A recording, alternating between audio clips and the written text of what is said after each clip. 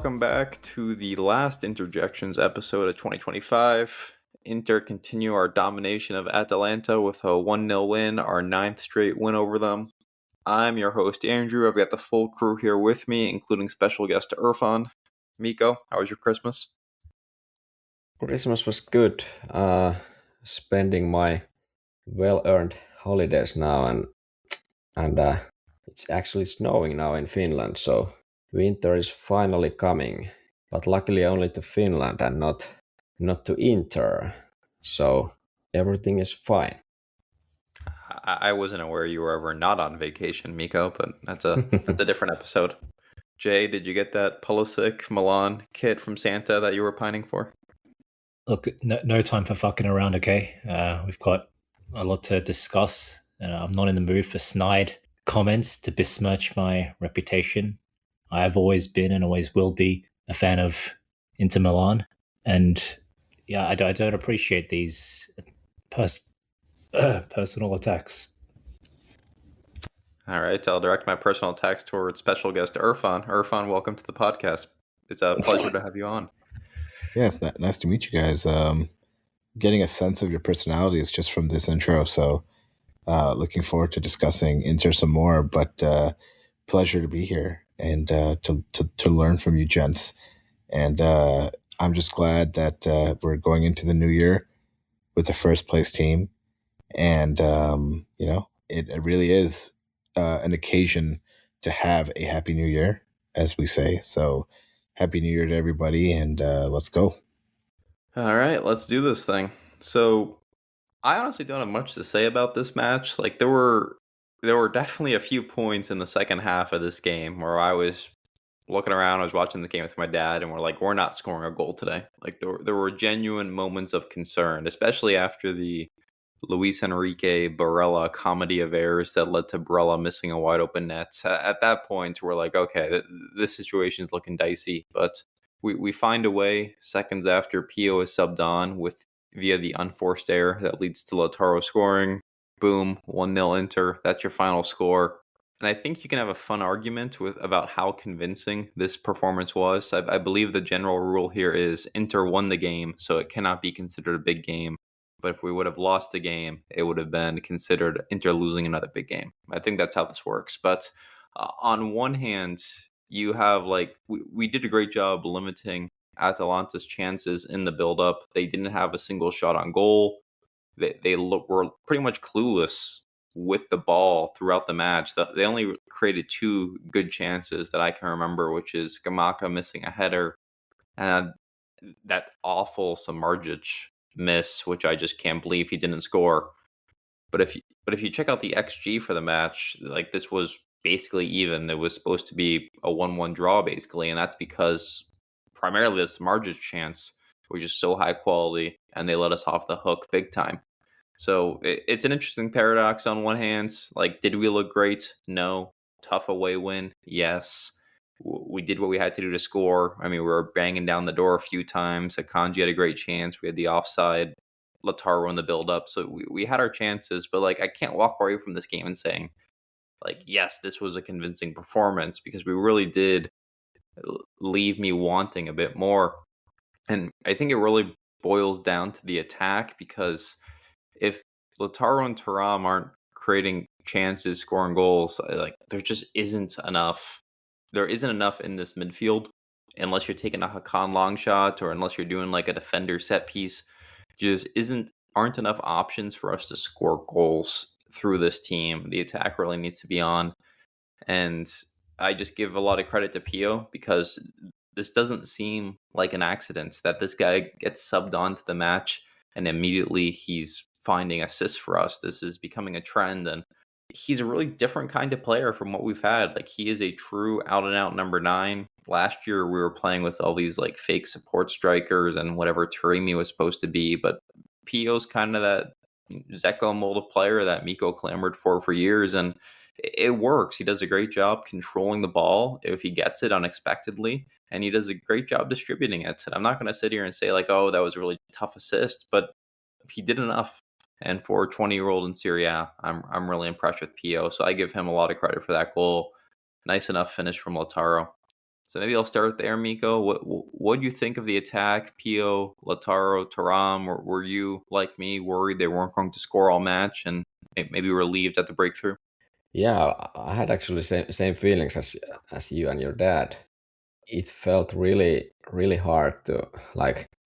I had the same feelings like, are we going to score or not in this game? And it's gonna be some one chance we might pull off. And well, they basically gave that chance for us, and we took it, which is important as well because like we saw on the other end with Samardzic, uh, even with a better chance, you might miss it, and we had a couple other chances as well in the second half, but still, yeah, it was pretty dicey, uh, especially in the first half. The It was kind of a lethargic. Our We dominated the ball, but we couldn't pull through like convincingly, and it at least the first half kind of left a bit of a bad taste in a sense that these guys need to push forward more. They need to be more aggressive. And then in the second half, yeah, we kind of tried to continue dominating, and we just couldn't properly, uh, I don't know, push forward. Was it this Luis Henrique, the breakaway? Was it before or after our goal? I don't. I It believe it was was before. it was right before, yeah. And then was the awful Barella miss, was like 10 minutes before as well. Yeah, so there was a bit of everything, but yeah, Barella miss was right after the Henrique. Yeah, of course. Yeah, yeah. I wasn't totally happy, and I feel that missing Bonnie is a big thing. Thuram, he was kind of active there, but then on the other hand, in some cases, he just feels, I don't know, is he tired? What's going on with him? But he's not like having great games anymore for us. Even if he's working hard, he is doing those runs on the flanks and doing good work there, but still, it feels we need more from him. And now we are missing Bonnie. It's only Pio on the bench, and he kind of changes the game a bit, how we would attack, because he's like you said, he's this number 9 type of guy, and it's a bit different. Uh, but yeah, wasn't completely happy, and this leaves a bit of a doubt for the future, like how we gonna pull through in these type of games when we have a bit of a struggle with scoring, when we don't have Dumfries, the right flank is completely dead, uh, like offensively, and Marco, I don't know, he tries to make those runs, he tries his thing, but somehow it feels it's not the same with when Dumfries is missing. There's not this kind of balance anymore, and there are not the passing attempts from various players, not that much. Barella is kind of overcomplicating everything, and I'm seeing a small issue here, but let's hope Bonnie would be back as soon as possible, because I believe at least that will help a bit here. Yeah, and that's why I really was calling for in the summer having a fifth forward in the team. And it's last year we had five forwards. We're playing around the same number of games this year as last year. And I just think it solves a lot of problems if you can have someone who's like a veteran on the bench who accepts a more limited role, because injuries are going to pop up. I mean, look, Thuram has been hurt for a large part of the season. Now Bonnie's hurt. It happens, and surviving with three forwards is going to be close to impossible. But you saw maybe a preview of what Kibu's going to do to work through this when he switched to 4-5-1 at the end of the match, when he put Fratesi into Irfan. So maybe that's the alternative we're going to use to get by with only having one striker at times. I don't love it, but we're doing the most with what we have. Maybe we can. I'll use this as a chance to briefly talk Mercato stuff as well, because there was a report that Kivu has formally requested a right wing back signing in January because of the Dumfries injury. He's going to be out until March. So on that note, talking about right wing back, how did you feel yesterday about Luis Enrique's performance, Jay? I thought it was fairly ordinary for the most part. I mean, there were encouraging moments, there were positive things, no doubt. But overall, I don't think he nor anyone really played especially well. I felt everyone was affected by this general malaise. It felt like it played out like exactly what it was, the last game of a long, grueling year where everyone just wanted to get it done and over with. And as mentioned, it felt like the players played in that kind of manner or with that kind of attitude as well.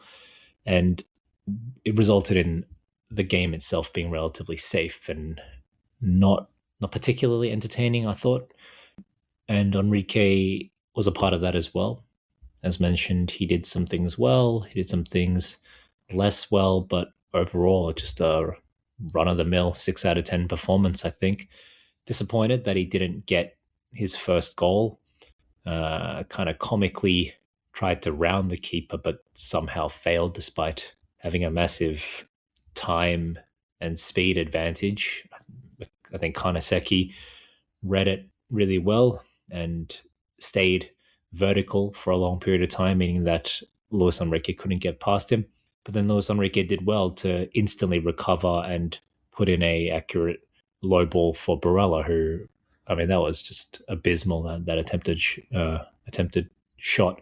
But in any instance, look, his speed is obviously really fundamental to the way he plays. He's able to recover and track back and close down opponents, and that covers a lot of defensive weakness and a lot of positioning, I guess, or rather, he can be a bit more free to attack and more open with his positioning, less rigid, because of his ability to recover with that speed he has. But by and large, I'd still want to see a bit more enterprise from him going forward. There was one or two times where he started, putting on that Brazilian flair and dribbling, but it was all very limited. It all felt like he was doing it because he just didn't have anything else to do, not because he was dead set on getting past this man and putting in a ball, So overall, a step in the right direction, an overall positive performance. On a bit of a side note, I'm surprised that it is Luis Enrique that is getting all this time at right wing back and not Diouf. I mean, don't get me wrong, Diouf only had, I think, 2 proper showings at right wing back. One was when he inexplicably came on in the derby, and the other was, I think, in the Coppa Italia game against a Serie B Venezia, right? Having said that, he looked good, and he kind of put in these good performances before people started really giving a fuck about Luis Enrique. And even though they came in like a makeshift right wing back position, I'm surprised that Kivu didn't give him a bit more time in that role. I'm not too upset because our designated right wing back backup, Luis Enrique, is actually getting a good run of games, which he'll need to kind of grow into the role. So I can't be too upset about that effect. But I feel like whatever kind of momentum that Diouf had following, a really positive game against Venezia, where I believe he scored the opener, and I think he either hit the post or came really close to scoring a second. That momentum kind of derailed. That's a bit of a shame to me, and I feel like there was a bit of an avenue for him to play a right wing back if Kivu wasn't keen on playing him in the center midfield just yet, because you got to strike when the iron is hot, otherwise it cools down and kind of hardens up again. And I thought Diouf was actually pretty shit last time when he came on. I was actually excited to see him for a change, but lo and behold, yeah, he kind of went back to being a bit shit and made some poor decisions last night, just dribbling into corners. There was a whole slate of kind of these half opportunities across the entire team where, like, one correct pass, one sensible and obvious outball. There were so many moments in the second half where if one of these idiots just had gotten the pass right, we'd be on a breakaway. But there were numerous times where DiMarco, Bastoni, Barella, Diouf, Enrique, all these guys were guilty of just over dribbling or over complicating something, and instead of just passing into space and having a breakaway, they just kept fucking it up. That was annoying to watch, and made for what was a pretty poor quality game. And I'm getting really fed up with the lack of seriousness that some of these guys play with. Barella sometimes, against Liverpool, he's doing like some fucking back flick in the box. Bastoni, DiMarco's set pieces were atrocious.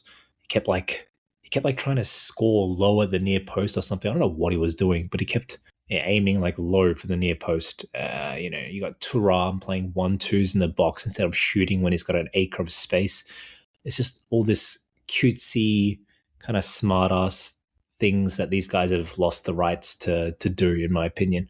So to end, I'm going to give a big shout out to Lautaro, actually, which is quite rare from me, but I felt he actually played with not only as a captain, but as a leader on the pitch in his role as a striker, right? He was getting the ball, he was holding it up properly, he was distributing it correctly and not going for these stupid first time backheel flicks that Thuram always goes for, that Lautaro himself can be guilty of at times.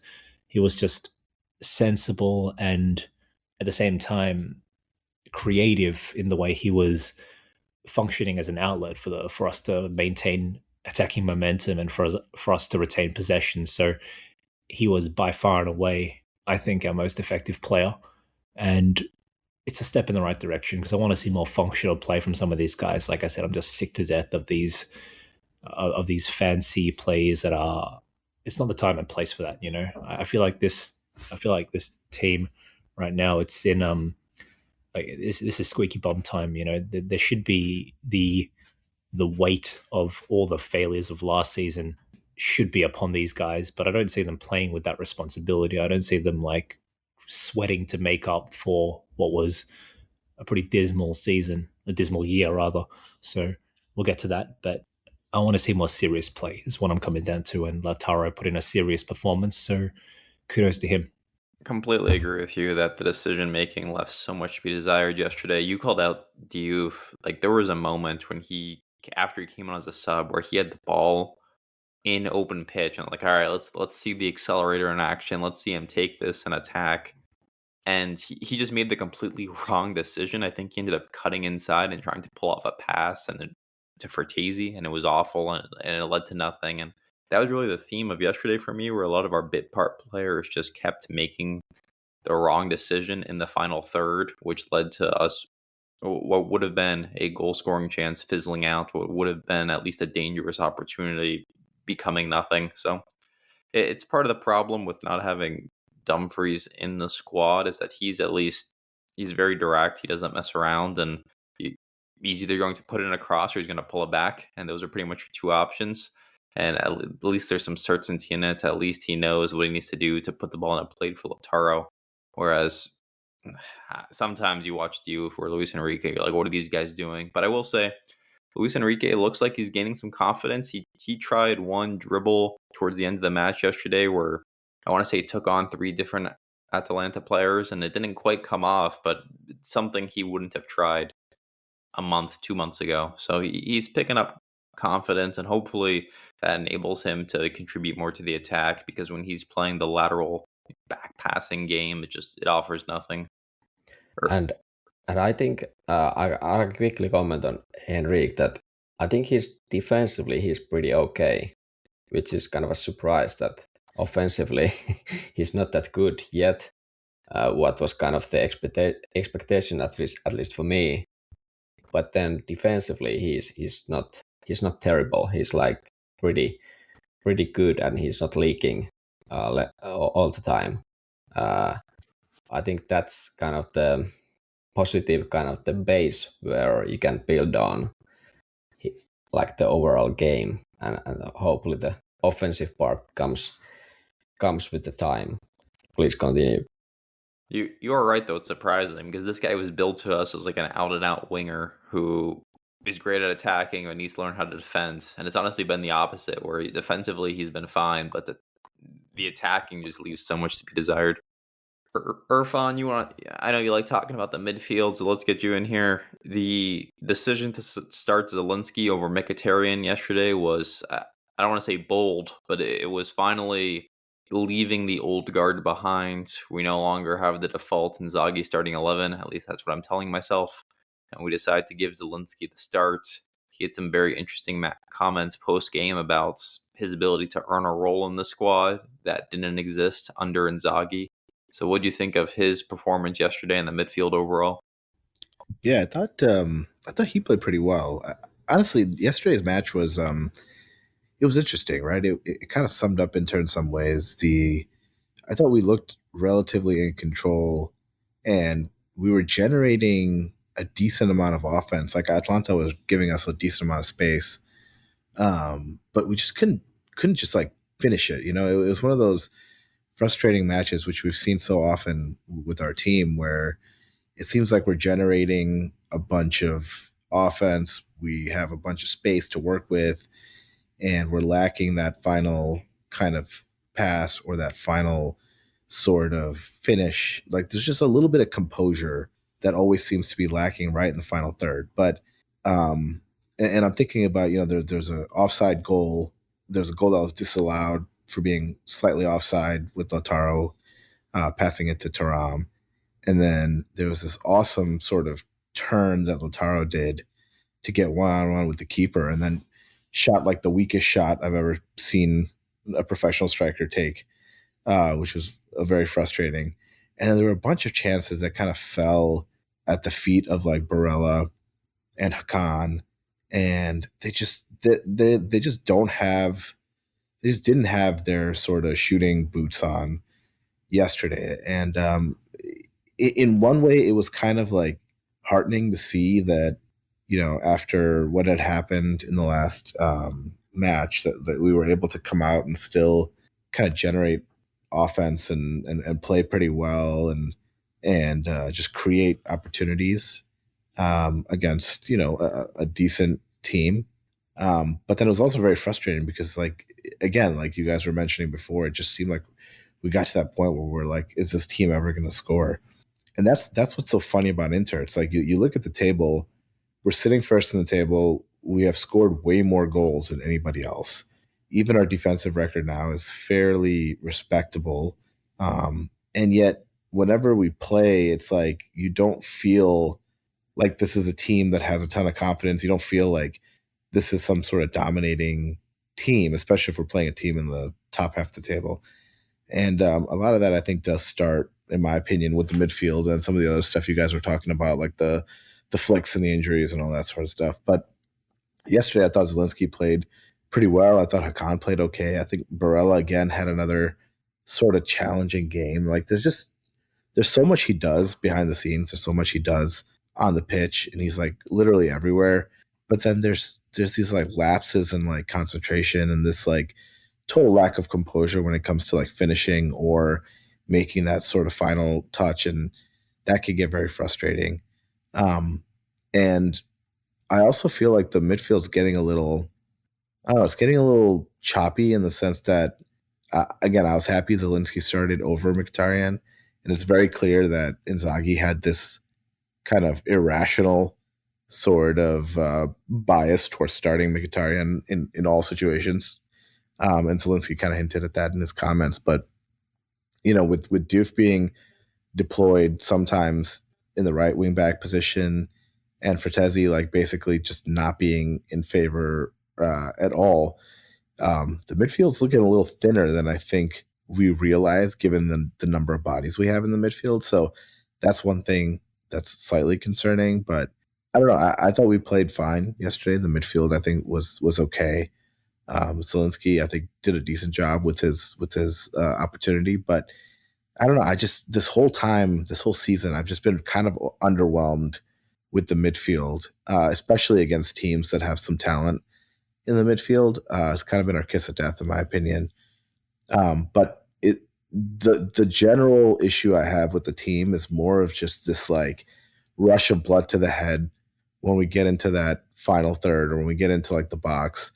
And even though our record shows that we've scored so many goals, I just can't help but think that this system generates so much offense that if we could just kind of keep our head, and if we had some players that could actually finish off chances, be efficient, make that final pass, or like, hesitate for that final moment to like open up an angle and then take a shot, like we would just be completely unstoppable. So it's something to look forward to, I guess, in the new year that's coming. But that's kind of like what my thought was watching the Atalanta match and some of the other matches that have come before that.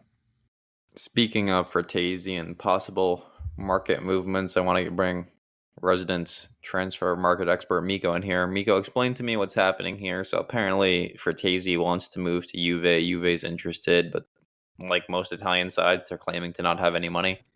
But they own this Sassuolo, or they're entitled to a 50% sell-on from the Sassuolo center back. So there's talks we might use that as leverage as part of a Fratesi deal. Explain to me what's going on here. Yeah, I think it's even Sky Sport now reporting this, like Fratesi wants to go to Juve and blah blah blah. I don't know, like, do I really believe that he is really pushing it? I don't know, but this who's the guy? What was the name? Muharemovic. Let me check it. Muharemovic, Tarik Muharemovic. Yeah. So yeah, I don't kind of understand that rumor, because if Juve is entitled 50% of the sale price, they don't kind of control anything in that regard. Like, they don't dictate how much money they can get. They just get 50% of what Sassuolo gets from the buyer. So if we buy him from 10 million, they get 5 million. So is that enough for Juve? Well, that's what they are going to get. And it's not like they can't get 10 million or 15 million. They get only 5 if we buy him from 10. Probably it's going to be higher, but still, like, I don't understand this connection. I feel like that's like some reporter like making up shit just to get like an interesting rumor flying around. I don't see any logic in that, but maybe it could happen. We buy Muharemovic, Juve get some money out of that, so they can pay us like the money we want for Fratesi. But in a sense, those are two completely separate deals. But when it comes to Fratesi moving to Juve, I'm a bit hesitant with that, in a sense that, okay, maybe we can sell him, but the money needs to be right. It needs to be maybe like a bit of overpayment because of the obvious kind of rivalry thing. I'm like selling him inside Italy mid-season to a rival. It's not something you might want to do at this point when these rivals are kind of fighting for the same points, same spots in the standings. Juve is maybe a bit behind us, but what if adding Fratesi will... Implying that we're competing for 4th place? Not implying that maybe Juve is back in the race by adding Fratesi to their system. I don't know. That he has worked pretty well for Spalletti in the national team, at least. Maybe it works a lot better for him playing in Juve. So we would be kind of reinforcing our rival, maybe getting them back to the Scudetto race. And in that case, we at least need to be like paid properly, like an overpayment. I don't know what the number would be, but I don't like it that much at this point. I kind of understand if we want to get rid of Fratesi with them to make kind of money. If we can make it now and we can't make it in the summer anymore, if his price keeps going down, which obviously it will do it, because he can't play at Inter properly because he doesn't fit the system and so on and so on. So I see the logic, but there's a there's kind of potential risks involved in this potential sale. Yeah, we're just in a really tough spot because it sounds like he wants to stay in Italy, and then you start considering the teams in Italy who are able and willing to buy him. And if your list is Napoli or Juve, how do you do this in a way that doesn't reinforce your rivals? And I don't think it's gonna be possible, Mikko. I think if we're serious about selling for Tazy, we're going to have to accept that he's going to go to a team we're competing against in some capacity, and we just have to hope we're smart with the money we get and that we use it and we fix our midfield, we fix our team problems. The real thing I don't like is that there are talks that Juve don't have the financial capability to like make it an obligation, like they can do with a loan with an option. They can do a loan with kind of a handshake agreement where they say they're going to redeem it, but it's not in paper, so they can account for it properly. That stuff makes me uncomfortable, especially when dealing with Juventus. So we'll have to see what happens there. But it does seem like there's some smoke to this. He's going to leave this window? It feels positive saying that, and what we do from there, I don't know. There's also some rumors that Cheruby's going to be potentially joining Inzaghi in Saudi Arabia, and that would obviously create the need for a center back, which is why I bring up the random guy from Sassuolo. Well, last episode of the year, normally we do some sort of fun activity where we reminisce about our favorite parts of the year. Unfortunately, as I was thinking back to this exercise and reflecting on Inter's 2025, I don't know if we're going to have a ton of positive things to say, but I want to go to Mr. Positivity himself, Jay, and give you the opportunity. Jay, if you had to pick out a favorite moment for Inter from 2025, do you have one? No doubt the Champions League final, the single greatest humiliation of my lifetime supporting this club. To stop being facetious for a moment, I think we can all really benefit from just getting over this accursed year. It's been, as far as like a calendar year goes, just a year of consistently getting to the end of the race and finishing in second place, coming up just a little bit short every single time. And that's, I think, something that fatigues you as a fan. I believe it fatigues the players and everyone at the club as well. Just moving past the year of disappointments will be important for everyone. Get a little bit of a break to spend time with family and so on, and then hopefully come back and take on the challenge with a bit more courage this time. I wasn't planning to really talk much about 2025 as like as a collection of shortcomings, but we really, really need to kind of crack that big team curse that we've developed for ourselves this past calendar year. In 2025, I had a quick look before we recorded, and I'm not counting the Atalantas, the Lazios, the Romas in this because, I mean, let's be real, you'd be insulted if someone said that these clubs are historically on par with us. So I've only gone for like kind of traditional Big Four type clubs. But in 2025, by my count at least, we've won 2 games, we've drawn 5, and we've lost 9. That is a abysmal record, guys. The 2 wins, can anyone guess them? Mikko? Bayern and Barca. Yeah, that's it. That's the only 2 big club wins, or wins we've had against clubs that are like, historically on the same level as us, as like a big club.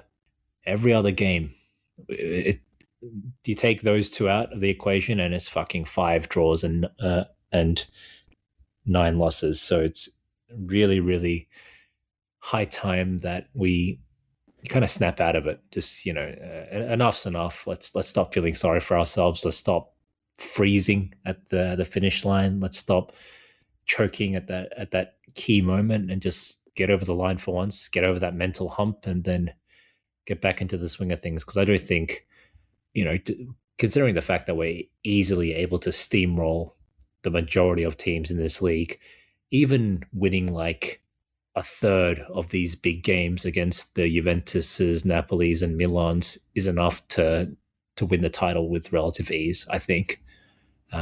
It's just because we we seem incapable of even drawing. It's just, what is it, like 0 wins and 6 losses against these guys?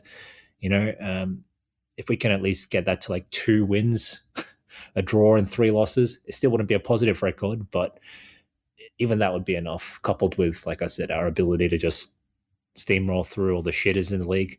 That's an easy fucking Scudetto there. All they have to do is just be able to scrounge together a couple more points against some of the big boys, and the league is ours. It really is. And I say that as someone who has increasingly diminishing kind of faith and belief in this team, but I'm still not, that doesn't make me blind to the fact that we are levels above this team. We are levels above pretty much everyone else in this league from a footballing perspective.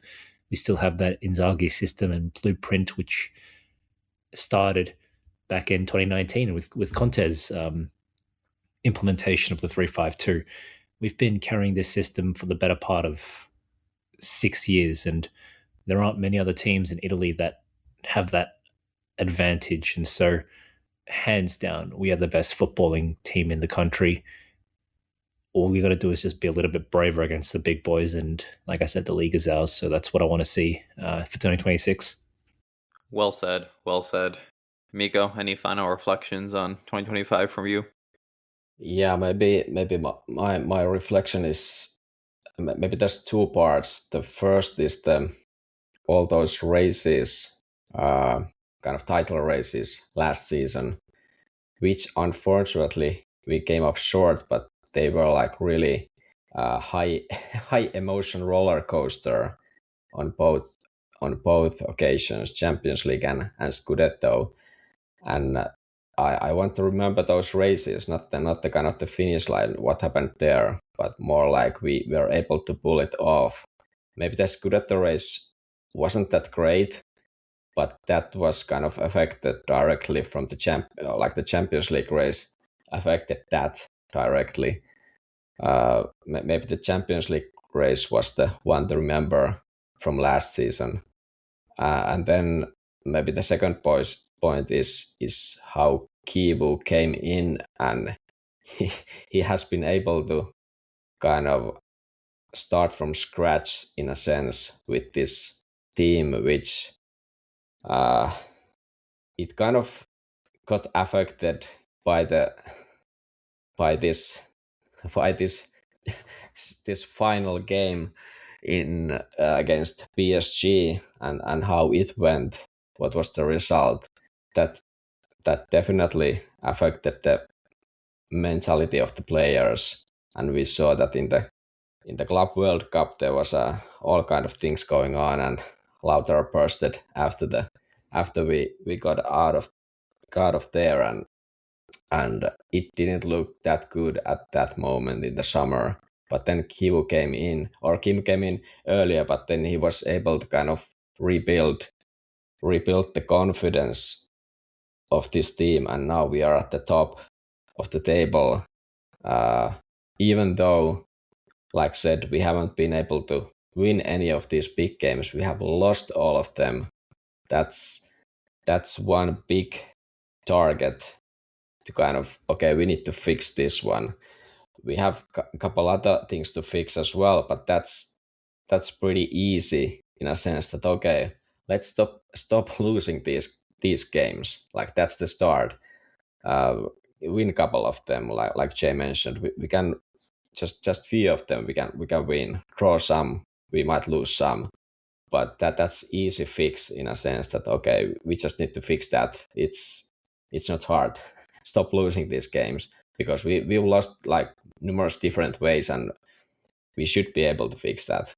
But all in all, Kivu is to me, he's been like a big part of this first part, or the latter part of this calendar year, in a sense that he rebuilt the confidence, and he's being able to he continued the Inzaghi system. He tried something different, saw that, okay, we can do that, let's go back to the old one.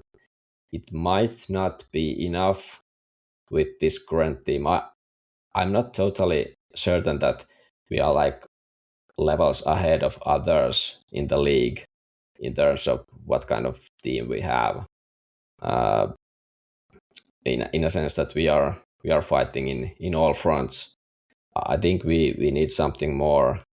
So in that regard, I think Kivu has done a good job, and I'm looking forward what he can bring to the table on the next calendar year.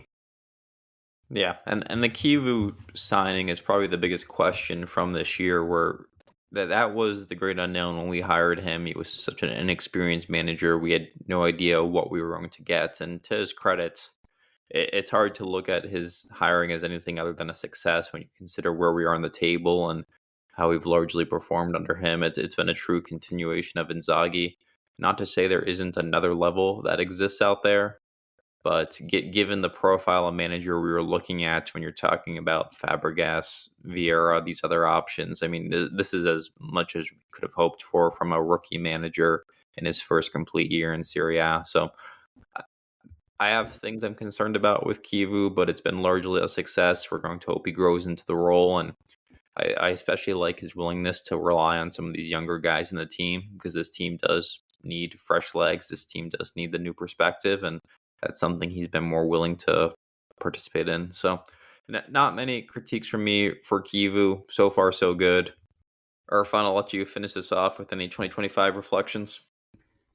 Yeah, I mean, I think for me the biggest reflection was, being in the building at San Siro for that incredible Barcelona second leg match. That was something I'll probably never forget. Not just as an Inter fan, but just in my life in general. That was an incredible, incredible experience, and what a crazy high to witness as a fan.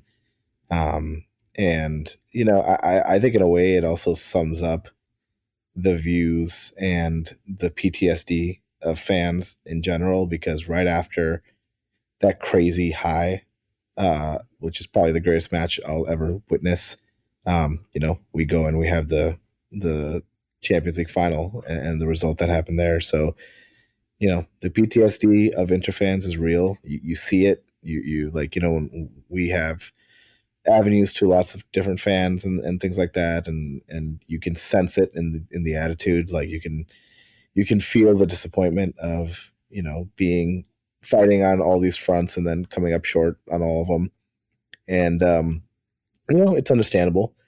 And then going right from there to losing our manager and replacing him with a relative unknown amidst a bunch of names of other underwhelming options, and then jumping into a transfer window where the decisions and the players that were bought were, I would say, underwhelming for a club of our ambition, to put it as mildly as I can. So lots of unknowns, lots of uncertainties, lots of trauma to recover from, and yet you kind of look towards some of the bright sparks that we have, like some of the younger players, like you guys mentioned, that are coming off the bench, who are unburdened by some of the disappointments of the past, and who've shown that they have a short memory and they don't know any better, and they can go out there and put in a good performance and carry the team at times if they need to.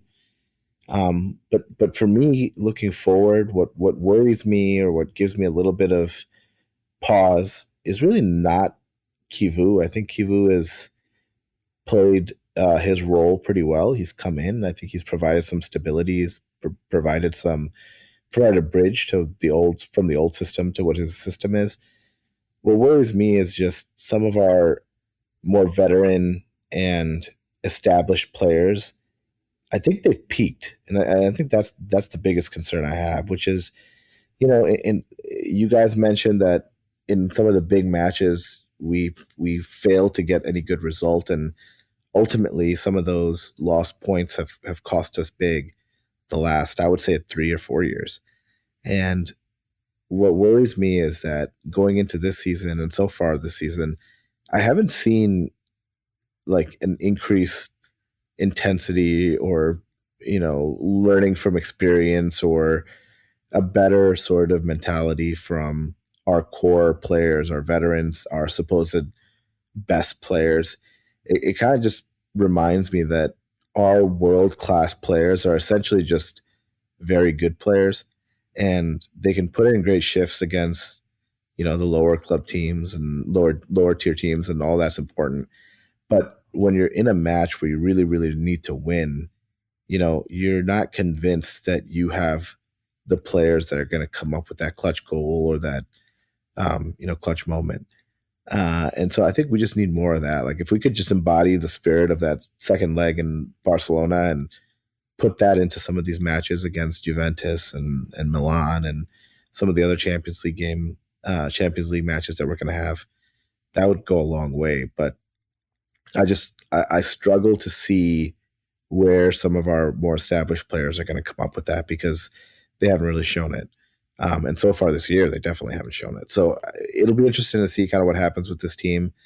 Some of the transfers that I was most worried about seem to have at least some silver linings, and they seem to be on pace to maybe have some sort of redemption. So we'll see where all that shakes out. But I'm not too concerned about Kivu. I think the league is very much in play for us.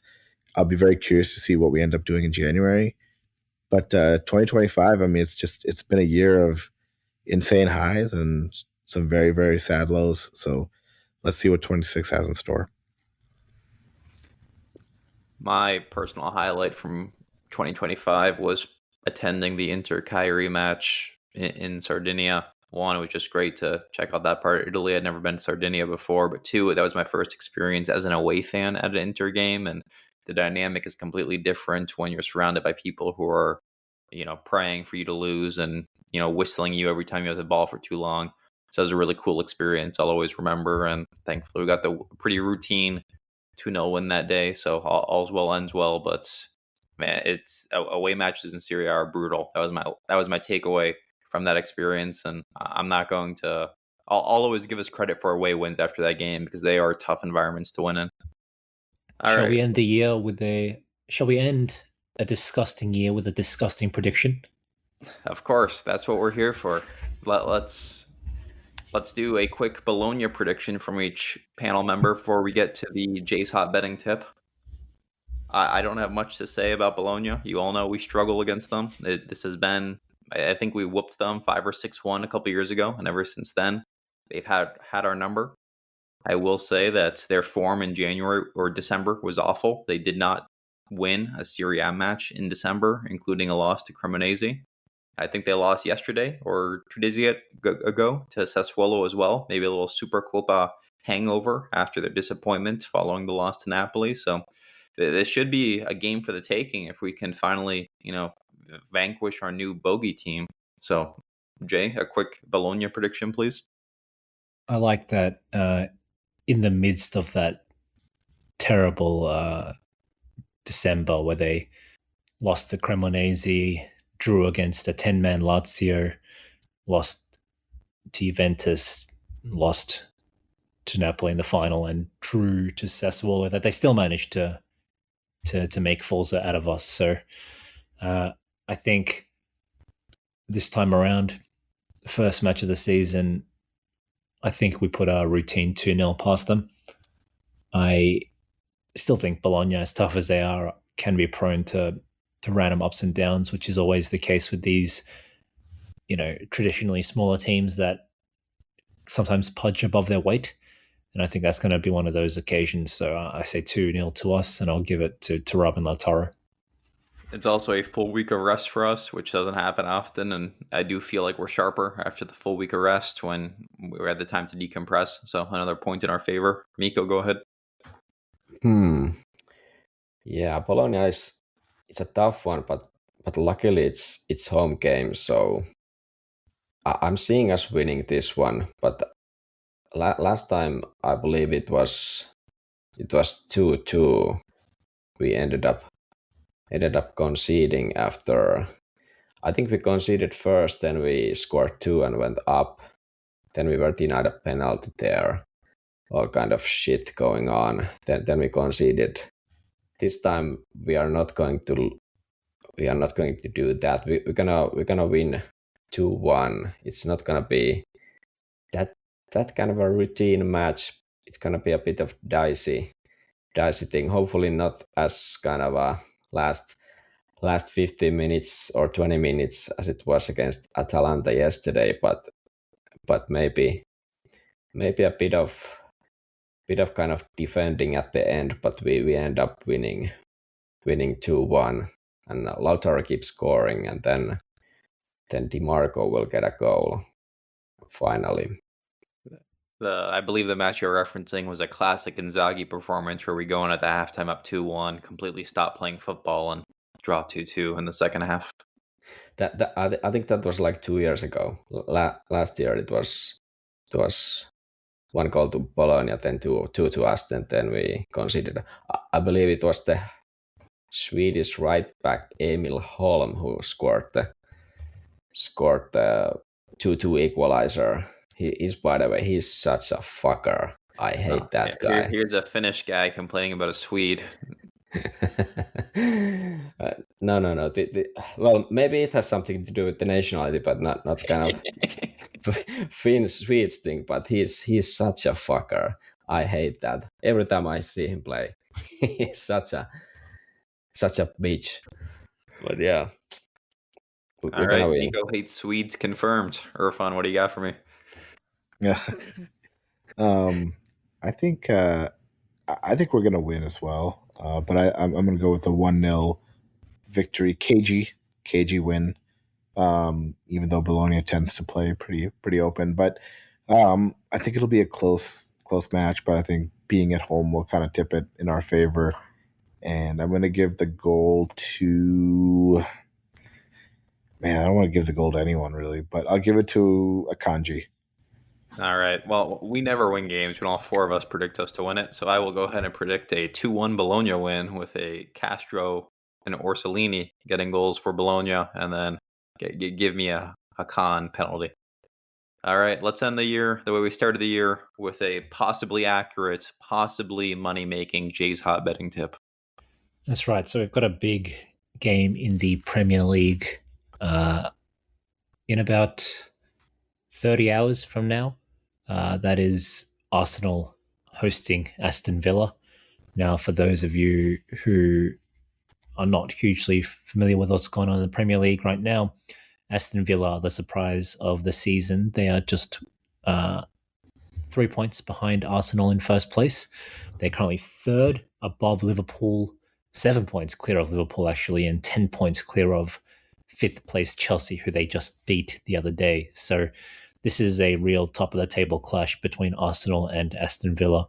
And, Arsenal's form has been disgusting recently. Their top scorer has been the own goal, with 4 own goals in December coming from their opponents. So I also believe that is Aston Villa not managed by former Arsenal manager Unai Emery?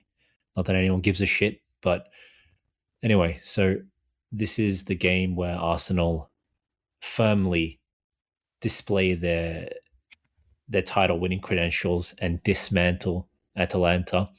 Their new coach, or newer coach Arteta, is going to humiliate their former coach Emery. This is going to be a 6-1 blowout for Arsenal. I'm going to give 4 goals to Gyökeres and 2 goals to Mikel Merino, the DM who scores every single week.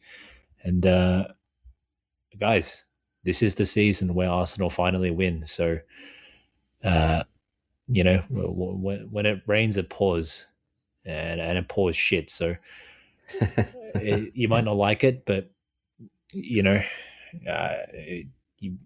not like it, but you all buy iPhones that are made by child workers. So what's the difference? Get on the train, put your money on, get rich, and yeah.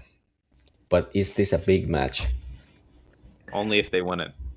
Well, it's a top of the table clash for the Premier League. So I like to keep Jay's hot betting tips varied across the footballing autistic spectrum. I don't just want to give tips on Inter games every week. So I always look for a variety of. That's right, or a interesting selection of games to go from. So this one, it's the Premier League focus, and as mentioned, if you can still put money on it, then put money on Arsenal to win the Premier League. Ollie Watkins will not let this happen. The buck stops here. Do you even know who Ollie Watkins is, mate? I know he's a striker. Very good. I also see Aston Villa have a Swede in the squad. So I guess Mikko's rooting for Arsenal. On that note, Mikko, please, for the last time in 2025, do us the honor. Forza Inter. That's right. Happy New Year, everyone.